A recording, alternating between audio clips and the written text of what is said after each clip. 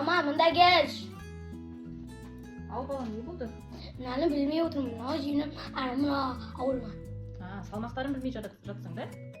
Яғни, мынау үлкен болғанмен, мынау ауыр сияқты да? Жақсы, бұнда тәжірибе жасап көрейік, иә? Бұл үшін бізге ыдыс толы не керек? Су керек. Су керек. Осы суға сенің заттарыңды салу арқылы оның салмағын анықтайтын боламыз. Жақсы, сала ғой заттарыңды.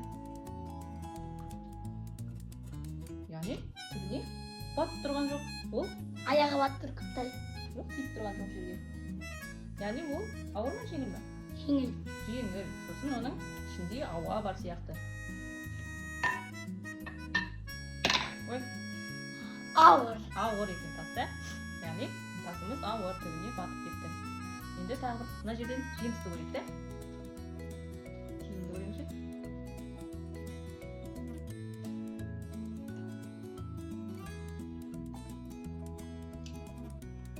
Не істеді? Ауыр. Ауыр, яғни ол кішкентай болғасын, су түбіне тез батады екен. Мандаринді көрейік. Бой. Жеңіл. Жеңіл екен мандарин. Мандариннің біздер сыртын ашып көреміз бе суға салып?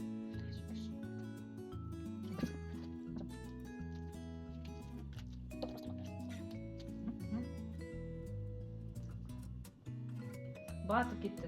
Қабығымен жаңа батпай тұр еді. Енді батып кетті. Міне қызық, да? Саған бүгінгі тәжірибе ұнады ма? Ұнады. Яғни сен енді ненің ауыр, ненің жеңіл екенін білесің бе? Білесің. Яғни бізде ең ауыры қайсысы болды? Тас болды, яғни.